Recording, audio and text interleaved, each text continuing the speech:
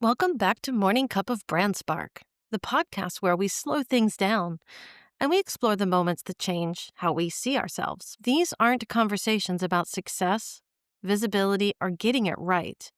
They're about the mirror moments, the reckonings, the collapses, and the quiet decisions that shape who we become next. Today's conversation is about what happens when a public identity falls apart and what it really takes to rebuild a life you don't need to escape from. So let's get started.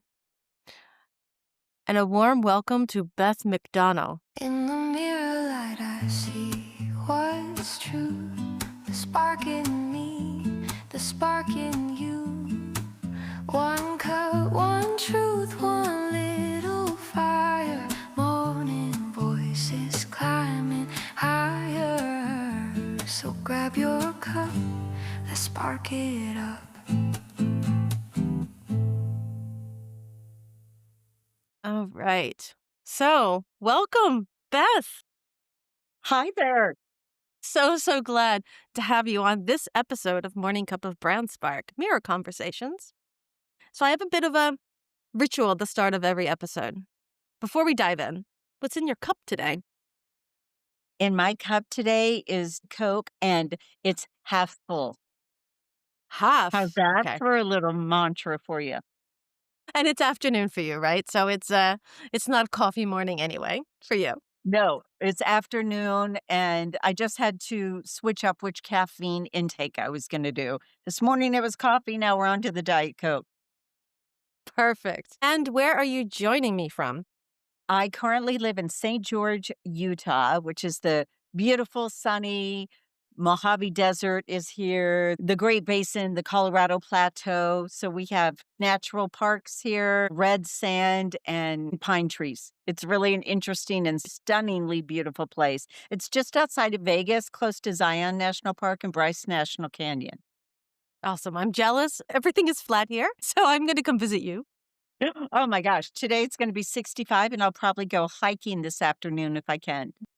This podcast is all about the mirror moments that we experience, the things that we go through that help us to see ourselves clearly. And sometimes, for some of us, it's seeing ourselves for the first time. And boy, do you have a story to tell about your mirror moment, which is why I actually reached to you to see if you were interested to be a guest on this episode. But before we talk about what happened with your TV news, your career, your job at that moment, before everything for you fell apart, who do you believe you were back then? Wow, what a heavy question. Wow, a heavy question and a good one. Who do I think I was back then? I think I was an overly ambitious, fearless pursuer of the truth and righter of wrongs. Kind of all of that in a ball wrapped up into one. And I imagine you're still quite fearless, though. I think so. I think that I brought that along with me with every passing year. I think it's one of those things that's like experience. It doesn't just go away. Yeah, it's part of you, right? It's ingrained Yes.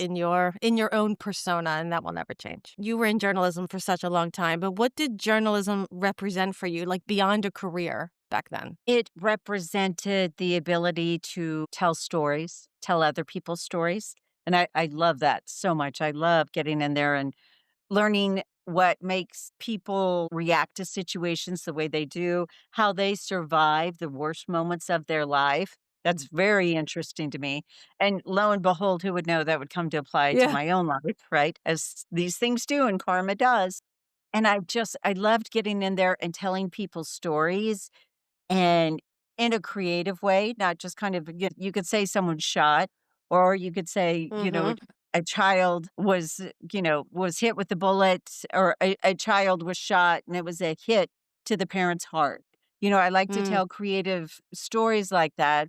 So it really helps to eliminate the impact that various things have on yeah. people's lives, whether it's 9/11, surviving that or not, or various situations. I just love the survivor stories and where people find their internal fortitude to keep pushing through. That's always appealed to me, and lo and Yeah. behold, I made a living out of it for a while. And then, of course, you had your mirror moment. You faced some challenges back then of what happened to you. And I imagine, I'll ask you about your moment in a second to walk me through, but I can imagine that you always were telling other people's stories. Was it also hard for you in that moment to start telling your own story? Because you became the subject of the story, right? Oh god, yes, it was. Yeah. It was, it's the one story I never wanted to tell, Yeah. Yeah. and the one I certainly didn't want exposed. I mean, who wants, your worst demons to be put out for all the public to see and comment on. And no one wants to grow up to be an alcoholic. No No. one's like, "Oh, that'll be fun. I think I'll blow up my life. Let's see how much damage I can cause or Yeah. how many people I can hurt."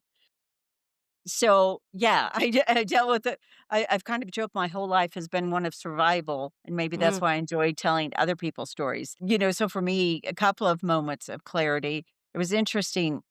I was a newscaster for 30 years and worked for all of the major networks at one time or another and lived all over the US covering big, big stories like the George Floyd riots or 9/11 or the death of Prince. I broke that story. Um, it's hard to be kind of I was known as being a crime reporter or right. jokingly on the street, they would call me Justice. I mean, Really? how ironic, right? What What a dichotomy. And I'm like, "Oh, justice has seen both sides of this now." And so, in the news, I would always work the evenings too. And so we'd go in at like noon, maybe get off at 11 or midnight. And what do you do at the end of your workday? Some people go to Yeah. happy hour. Well, the only thing open at 11 or midnight, bars. Yeah. So colleagues and I would go and blow off some steam in the hopes that you don't take home what you saw, or maybe you try not to absorb all the trauma that you see day in and day out, because I've seen I imagine. a lot of stuff. I would say, Yeah. shit. I've seen a lot of Yeah. shit. Yeah. And, my partying early on, as we all sometimes do in our 20s and 30s, at some point over time, it started to really become a problem. And I had a whole Mm, bunch of factors going on at the time when my drinking really started to take off. I was going through a divorce, which I wanted. And these are not excuses, but just more explanations of, hey, life factors in addition to yeah. what I did for a At living. that moment, of course. Going through a divorce, my mother was dying very unexpectedly. My father had a quadruple bypass. My dog died, of all things, and I found out that I was gonna my contract wasn't being renewed in Philadelphia.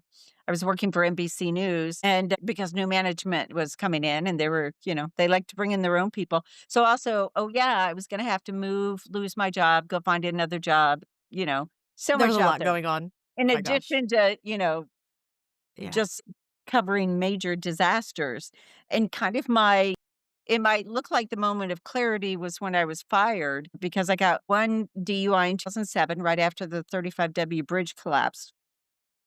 And then my boss warned me at the time, and I got in a little bit of trouble. My boss warned me at the time, "Beth, if you have a problem, you better tell us now. We can get you help.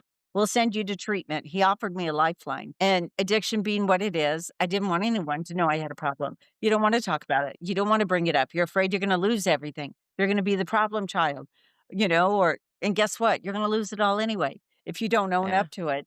But I told him it was a one off. This would never happen again. And I actually stupidly thought I might be able to get a handle on it or get About control, yourself. you know, Yeah. because you get to be a very strong person as a reporter, seeing all of this stuff and solving other people's problems for a living for 30 years, major, major problems. And, yeah, told him it was a one off. It would never happen again. And he said, if it does, you will be fired because Fox News has a zero tolerance policy.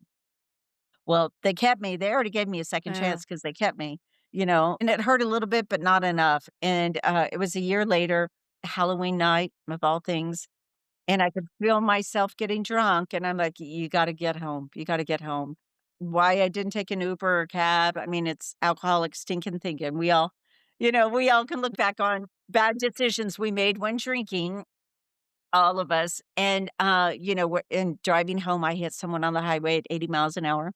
Fortunately, he wasn't hurt. It was a fender bender. He wasn't hurt. His car was certainly damaged, and he did sue me. But when I pulled up at my home, the police were there waiting for me again for the second time in 2 years. So, I was a blackout drinker. I remember just parts of that arrest, but I blacked out and I woke up 36 hours later in a drunk tank, a holding cell at the county jail, surrounded by other women who were watching the TV. Because what do you do when you're in jail? What'd you do to get here? You're talking to each other, passing time, or you're watching television or Jerry Springer, usually. They were watching the news that morning. And as I'm slowly coming to, and I'm in the orange jumpsuit from jail, laying on this cold cot, miserable, my head's pounding. And I look up at the TV and they're talking. They're like, "Ooh, look at that." Well, it was my mugshot up on the TV set. No. I am waking up to my own mugshot. And the sense of dread right then, I knew. Yeah. I was like, "My life as I know it is very over, very, very over." And, when I was finally released from jail for a few days, and my attorney wouldn't pick me up because, I didn't learn my lesson the first time, so he was gonna make me stay there a little bit longer. And so all of this is part of the moment. It was when my boss called me and said, "You need to come to the TV station, you have some paperwork to fill out." It was just dread And and, then the awful yuck that overcomes you, and I said, "Well, can you send me a taxi? Because if you get more than 2 DUIs in Minnesota in 10 years, the state can take your license for a year and your car and seize your car and sell it at auction," which they were doing. And, so I said, "Otherwise, I don't have a way to get there," and yeah. he said, "Sure." So they sent me a taxi, and when I got to the TV station, boy, I went from having many friends in that newsroom to having no one who would look at me. They didn't wanna make eye contact, they certainly didn't wanna breathe my air because I was damaged goods, and if you got too close to me, you might explode yourself, because I dropped an atomic Gosh. bomb in my life. And, yeah, my mugshot was in all the newspapers, TV, radio. Inside Edition was outside of my home, and, my boss said, "We warned you last year if this happened again, you would be fired." And I said, "Yes," and And he goes, now, "We yeah. offered you help, Beth." And that's what I wanna stress to people. I was given a lifeline, and I didn't take it because 'cause you're afraid you're gonna lose everything, and here I am losing everything. So I knew as soon as I got fired, it was a matter of time before I'd lose my home, I would go broke. All my fines and court costs were doubled. The man I hit sued me, rightly so. I lost a lot of friends, family, Yeah. all of that. And when my boss said, "It's a shame, you had a job here for life." I mean, how nice to know you were gonna have a paycheck every 2 weeks for the rest of your life. But that wasn't enough to keep me sober and out of trouble, and Mhm. and so he said, "It's a shame, because you helped to put us on the map. You had a job for life, but you can't be a crime reporter when you commit a crime. So as of today, you're fired. You're no longer of use to us, and we kept the taxi. You can take it to treatment, you can take it home, it's up to you." And then it was interesting the next couple of days as I was alone by myself, like, with all the consequences, and, I couldn't outrun myself anymore. That's when the moment of clarity hit me, when all the noise kinda stopped and it was me alone in my townhome with my tears and my dog that, Yeah. I knew I couldn't fix this anymore, that I couldn't outrun myself, I couldn't outthink it, outsmart it, I couldn't I'm a professional problem solver and I couldn't solve my own problem. Yeah. And so I looked in the mirror and I'm like, "Beth McDonough, you've got a problem. You've got a drinking problem, and you gotta, pony up."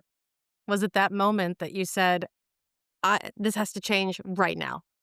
It has to change right now Yeah. because and it was probably a blessing in disguise that I don't have anyone to blame but myself. I did this to myself. I threw this atomic bomb in my life. I started selling all my clothes, my furniture, my towels, dishes, pots, pans, everything out of my home for money to live to eat because I didn't even have money to eat after, Yeah. all the lawsuits and the court cost and the stuff. Yeah. Yeah, and so you do whatever you have to do to survive. To get by at that point. And for recovery, um, did you do that yourself or did you have help for that as well? Oh my gosh, I had help. I You feel had like help, yeah. recovery is something that you honestly can't do on your own. I mean, I tried previously, case in point, the year before, couldn't do Yeah. it. You were all Yeah. smart people, the right course of action, but things get in the way. So I couldn't do it on my own. So I knew this time, getting busted twice in 2 years, I'm like, "Beth, read the tea leaves. You've got a problem, Yeah. and it's bigger than you, It's and time. you need to go to the experts, the people who do this for a living, who've seen it day in and day out, who can help you find your path going forward that's sober and that's livable and sustainable." So I went to inpatient treatment for 30 days.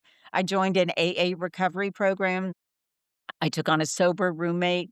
I did aftercare for 6 months, daily therapy, group therapy, random drug test, all of it. Wow. Like, I approach most everything. I kind of joke, I try to be successful at everything I do, and, I was, in this case, blowing up my life. So I'm like, "All right, Beth, well, it's up to you to start to walk the walk." And of course, it's a journey. This doesn't happen overnight. The recovery piece doesn't happen overnight, and it doesn't happen overnight. The getting your life back in the first place, of course, of Oh my course. gosh, I would say it took me about a solid 10 years Yeah, to get really. everything back on track and at a Yeah, 100% healthy point. And I don't say that as discouragement. I just say, it's it's recovery's the reality. it's a construction project. You build it, Yeah, build it, build it, build it over time. And Rome yeah, doesn't get built in a day. indeed. And then was there a moment where you sort of realized that you weren't ever actually trying to get your old life back? You were building something completely new. You were building a new life now. Yes, yes. As I got further into recovery and I would look around and just kinda see, what people did when they were drinking, and for me, I needed to look at alcohol as the enemy, as poison, because it ruined my life, and I allowed it to ruin my life. And when you look back at that and then how life is when you're sober, and my life sober is exponentially better than it ever was back in my drinking days. And I'm like, so when you look at that and I'm like, why would I ever go back to, coming home after work and pounding a bottle of wine, waking up at 5 or 6 a.m. with a pounding headache, but still going for a 3 to 5 mile run, beating my body up, drinking, Yeah, Red Bull, Diet Coke, all of it to get through the day each and every day. And knowing I had this secret, and I'm such a big proponent of accountability, and it was time to come clean and really acknowledge that I have a problem. And listen, I've had cancer before and I've survived that. I used to run marathons and I blew my back out at the 19th mile of the Chicago Marathon and finished.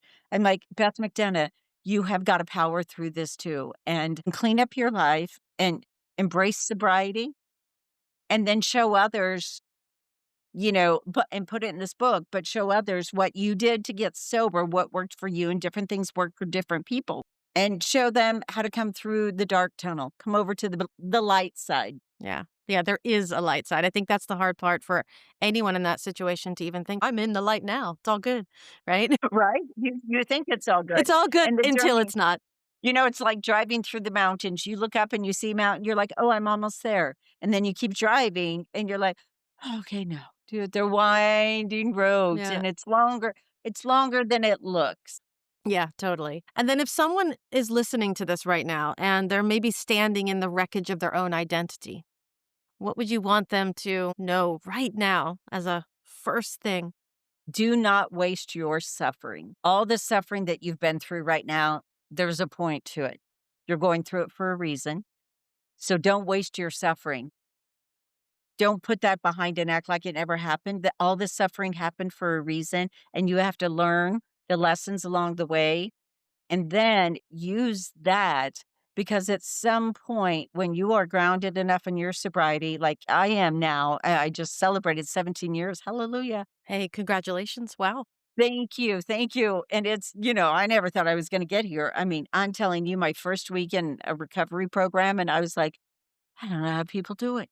And here I am 17 years later, and that's why I say don't waste your suffering, listen to it. It's teaching you things about you and your personality that you need to know to live your best life going forward. So don't waste that suffering. Experience it, sit with it, acknowledge it, and we brought it on ourselves and then the takeaway, the lessons learned from that, so you become a better person. I had to learn who I was without a job title, without the armor, without, you got to Yeah. change direction. And fortunately, the world is much more open to messy stories these days and really encourages and embraces people when they're like, all right, this path isn't serving me. I must pivot. Shift. Yeah. You know, there's no problem on earth that alcohol can't make worse. So learn from that suffering. Don't waste it. It's great advice. You've had the last 17 years of sobriety, right? Yes. What did that teach you about resilience that maybe you never thought about in the past? Oh, that resilience is everything. Resilience is everything because, no one is born with resilience. We don't come out of the chute, this strong person able to overcome adversity. It's like when you're a baby, you have to start to build Hmm. your immune system, right? And Yeah. that's how resilience is. You have to start to build your resilient system, if you will. And it's doing, I always hated this phrase in treatment. And now I Mm. understand it so completely. It's doing the next right thing. So you start, one step in front of the other, but the next right step in front of the other of like, oh, I did something terrible to you and I owe you an apology. You go sit down with them face to face. And I've done that dozens of times. Really? It's nerve-wracking in the beginning, but I can't tell you how liberating it is now on the other side. And most people will be forgiving, they wanna help those who will help themselves if you're genuine and you're authentic about it. And the resilience comes from overcoming adversity, jumping you don't start off at the high hurdles in track, you start off at the low hurdles, and, You that's work kinda it. how It's you like do a it. muscle. It's a muscle, and that's kind of how you do it, and it's facing what you did, owning it. That's very big. I think if people are still trying to ask others to don't talk about it, don't let them know, I think that's such a bad idea. It doesn't help anybody. Accountability will also help to build your resilience and bring your self-respect back, because you know that you're like, "I'm trying to do something about it here. I'm taking action. I'm not talking about it, but I'm taking action." One step forward is better than 10 steps back, right? It's also Absolutely. I'll don't take it. expect perfection, right? It's make positive forward movement. Yeah, and there's no magic button that you can hit to speed up, and fast forward this, but every day you don't have to wake up hating yourself and regretting what you did the day before. And that's just there's so much peace in that. Can imagine. Well, I'm proud of you for your 17 years sober. It's the Thank first you. time meeting you, but I'm already proud of you. That's awesome. Thank you. I am so incredibly grateful and so, so grateful. And if you'd ever told me I would get here, I mean, seriously, early on, I You was wouldn't as have raw believed as it. they come, and now I've learned things along the way that could really benefit other people, and so I want to share that with others and Yeah. and pay it forward because I'm so grateful that I've been able to live 17 years clean, and I want to encourage others to be the hero of their own story too. They can do it. I've seen it. I've done it. I've lived it. Boy, have I gone through the fire. I played on the True. fire cut glass and boy, I got burned. And so, I want to show people how they can come out of this a better person than they were before. Destruction can develop you into a better person. So, where can people find you? Where can they read your work? Tell me a little bit about your book. And how can people connect with you if this conversation resonated with them? Yeah, thank you. So I just came out with my first book. It's called Stand By, which is a TV term, of course, when you're kind of suspended in limbo, prepared for whatever's next in life. So that's what the standby comes from. And it starts out the first chapter, the readers will wake up in the jail cell with me. And so I take readers through it from a journalistic narrative. They're along this ride with me. So they can see what it's like to get booked and fingerprinted, and you hear what other cellmates say. And I had some surreal experiences in jail. Let me tell you that. And I share those in the story in the book. And then I walk you through as well how people might be able to understand how you can absorb the daily trauma that you cover in addition to regular life. So I show people some really interesting news stories behind the scenes of how we gather news and approach people and the risks involved with that as well. And how over time, then my career became the love of my life almost over everything else, short of my parents and my dogs and the 2 DUIs. You know, Hmm. I didn't know it, but getting those 2 DUIs were the worst, best days of my life, and Best. I didn't know it at the time. And so I talk about all of that in the book and then what it looks like afterwards to try and start recovery and reclaiming yourself and your identity when you've been very publicly exiled, fired, broke, sued, losing your home, looking for a bridge to live under, didn't have enough money for groceries. So I started walking neighbors' dogs for $20. And you do what you have to do to survive and become the person you always wanted to be. And so that's what the book talks about. And it's got a lot of journalistic narrative, true crime, and I kind of joke if it's embarrassing, it's in the book Standby. If it's really embarrassing, it's chapter 42. Because there are some eye popping things that I did along the way that I finally come clean about and talk about Really? that are horrible and embarrassing, but it shows you the depths of the addiction too, It's and re it how high functioning alcoholics, kind of power through. And now I like to just say I want to put the fun back in functional without the alcohol. much You better know, framing, right? yeah, and all the things you remember when you're sober now, like sex. I actually remember sex. That's a great idea. No Hey, blackouts anymore. right. And you don't have to wonder what I did last night or with who Phew. or whatever. Yeah. Yeah, and it's nice to wake up and not have that fear of dread and kind of and just knowing, oh, you're gonna hear from someone today about something really crappy you Something you said and did. did, and I don't live that life anymore, which is great. And where can people find you? Do you have a website that you'd like Yeah, to so I feel share? like I'm everywhere right now, which is, kind of fun actually, because I would just wanna get the message out as much as I can to as many people, because during the holidays, people struggle. Boy, I had a relapse 17 years ago, so I understand struggling during the holidays. So you can find me anywhere on the socials, TikTok, Instagram, Facebook, LinkedIn. I have a Substack blog that I write. And then I have an author website, but it also has a lot of the interviews that I've done with, networks, TV stations, magazines, podcasts. I also show you on my webpage some reports that I personally have done. So people Okay, get to see my news reporting in action. And my author website is www.bethmcdmedia.com. So bethmcdmedia.com. And Standby is for sale on Amazon, Barnes& and Noble, and Kindle. And soon, early in 2026, it'll be on an audiobook as well. I'm just trying to get that recorded as we speak now. cool. And who knew publishing was such a process, but it is. It's hard, isn't it? It It's is. It's a hard. challenge. Yeah, it's way more than you think. It's definitely been the case. Anyone I've ever spoken to who's written a book in the last 5 years, it's been Yes, tough. It's tough. it's a challenge, you know? And I'm up for it. I enjoy that. Again, to use my own phrase, I can't waste my suffering. Like I have to pay forward what I've learned and shown people, I came out of the fire. You can do, come over to the clean living side. And And if you you won't, inspire anyone in that process, it's amazing. and I'd like to say you won't get back what you lost. You get back so much more. It's more. And it's good. That's a good thing. That's Yeah, awesome. it's a good thing. Beth, I thank you so much for joining me. When you get the book on audiobook, let me know because I will add it as well into the promotion for this. And I will add all of your links in as well to the show notes. So anybody who wants to go find Beth and her book, you guys can all grab it from the show notes. So Beth, thank you so much. Wonderful. And thank you. Thank you for having me on. I sure appreciate it. Well, that was Morning Cup of Brand Spark. Thanks for joining me today. If this conversation stirred something in you, a memory, a truth, or maybe it's a question you've been avoiding, let it sit with you now. Not everything needs to be fixed right away. Sometimes awareness is the actual work.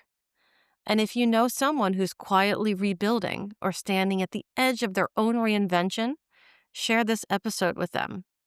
Until next time, keep your coffee warm and your mirror closed. In the mirror light I see what's true. The spark in me, the spark in you. One cup, one truth, one little fire. Morning voices climbing higher. So grab your cup, let's spark it up.